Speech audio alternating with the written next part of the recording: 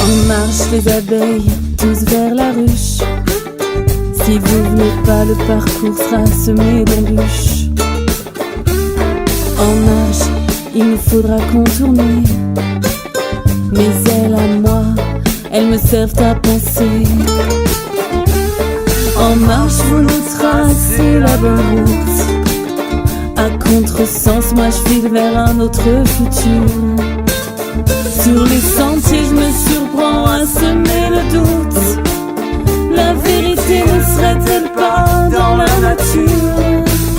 Moi demain, je rechausse mes baskets et je marcherai encore mes pas sur la tête.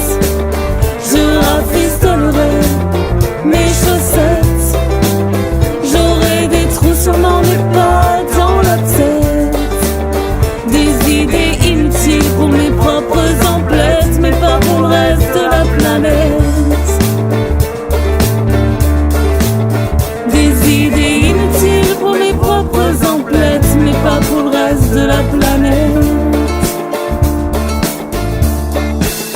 Moi demain je rechausse mes baskets et je marcherai encore jusqu'à ce que l'on m'arrête. En marge de vous et de ce monde qui s'émiette, j'irai donner du temps aux exclus de la fête. Et s'il le faut, je leur refilerai mes chaussettes. Je marcherai pieds nus mais pas sur leur tête. Je vous remercie déjà, mes amis, mes camarades. C'est un plaisir pour moi d'introduire l'édition 2019 de notre fête de la Terre. Cette année a un goût un peu spécial, car notre fête se situe en pleine campagne des élections européennes. Les communistes ont une responsabilité particulière, car ils doivent porter la liste conduite par notre camarade Ian Brossat. Notre liste est la seule à avoir l'ambition d'emmener une ouvrière au Parlement européen. Et si Marie-Hélène est élue, ce serait une première dans l'histoire de l'institution. Qui justifie les moyens, les petits, les gros, je t'en supplie, c'est toi, plus rien ne sera d'ici. Tu donnes de la voix pour un monde impossible, pour un monde.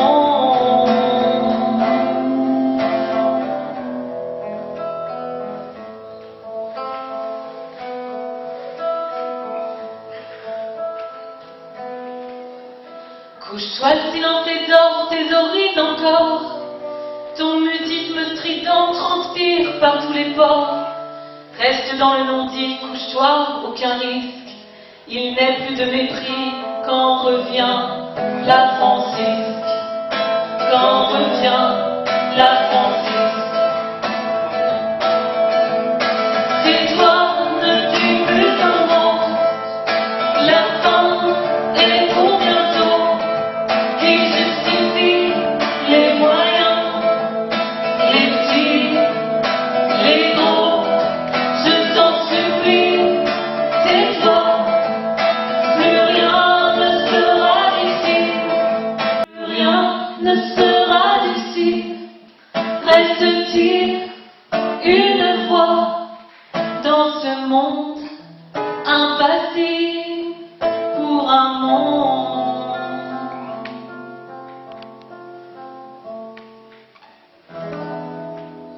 impossible.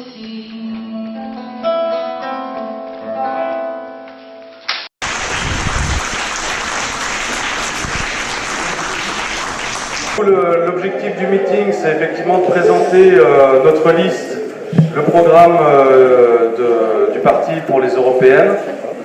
Donc il va se dérouler effectivement en 4 parties. Donc moi je vais vous présenter rapidement la liste, le programme, puis les intervenants, et après je laisserai la parole aux différents intervenants qu'on pourra remercier par la suite.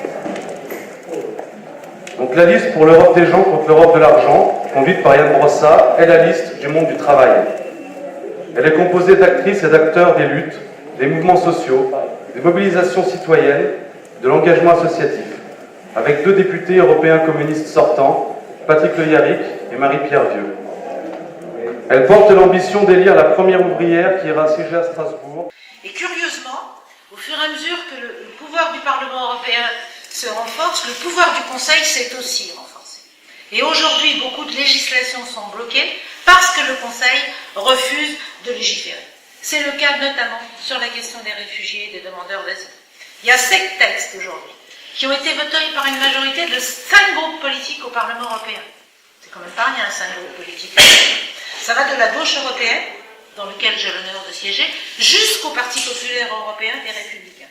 Alors je ne vous dis pas que c'est des textes que nous aurions voulu, mais c'est des textes qui améliorent la situation par rapport à aujourd'hui, c'est des textes qui permettent plus de solidarité entre les États membres.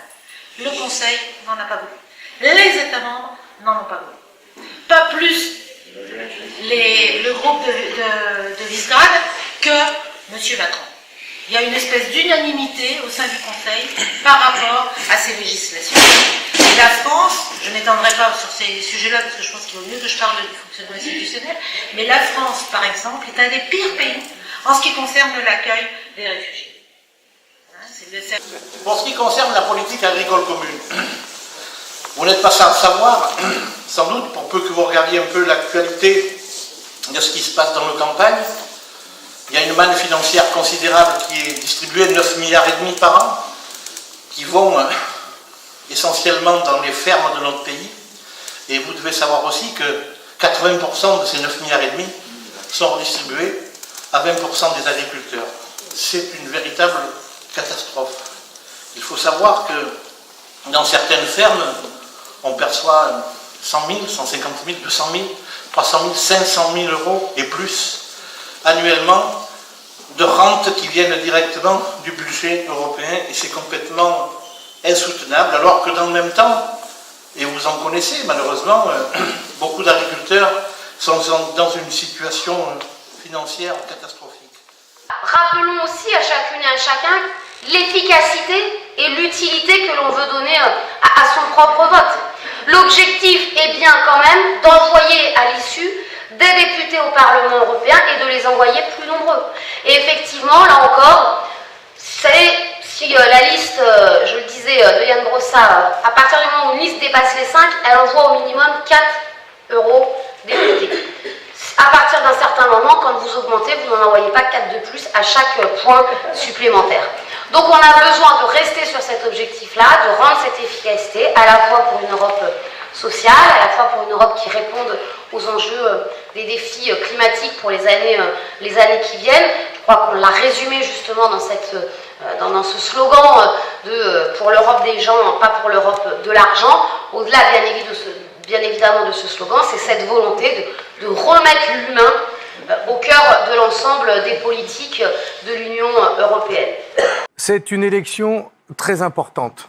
Il y a beaucoup de colère dans notre pays, beaucoup d'espoir de changement aussi. Et pourtant, j'ai le sentiment que tout est fait pour que l'abstention soit la plus forte possible, pour que les Français n'aillent pas voter.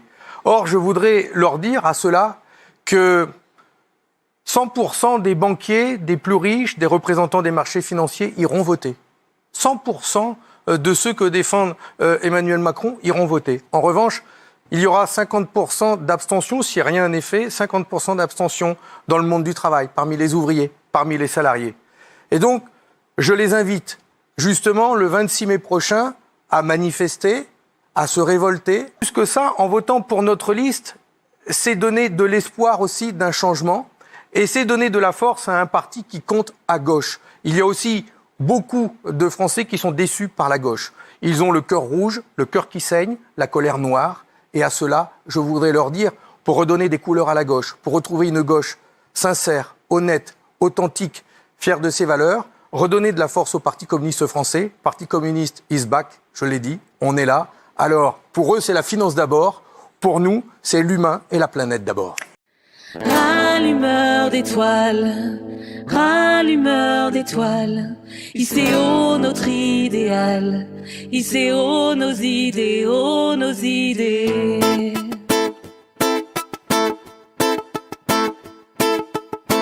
Je me suis dégoté, un drôle de métier, avec moi embarqué quelques illuminés, des fous, oui des fous.